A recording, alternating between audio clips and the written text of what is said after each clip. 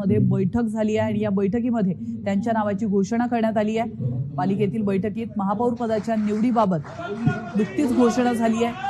मुंबई भाजप अध्यक्ष अमित साटम यांनी भाजपच्या पहिल्या महिला महापौर पदाच्या नेत्याची नावाची घोषणा केली आहे।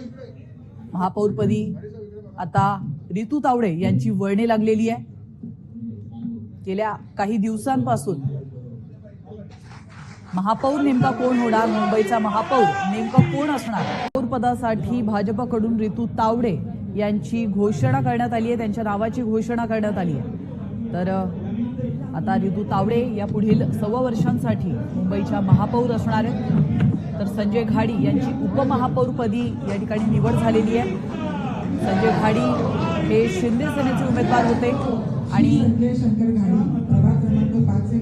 रितू तावडे या भाजपच्या नेत्या आहेत। प्रभाग क्रमांक 32 मधून त्या नगरसेविकेच्या पदी निवडून आलेल्या आहेत आणि आता भाजपकडून त्यांची महापौरपदी निवड झालेली। मुंबई अध्यक्ष अमित साटम यांच्याकडून उपमहापौर आणि महापौर या दोघांच्याही नावांची घोषणा करण्यात आलेली आहे। या ठिकाणी एकच जल्लोषाचं वातावरण आपल्याला पाहायला मिळत आहे।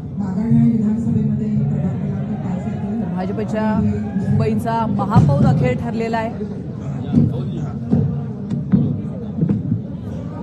आणि महापौर आणि उपमहापौर या दोघांच्याही नावांची घोषणा अगदी काहीच वेळापूर्वी करण्यात आली आहे।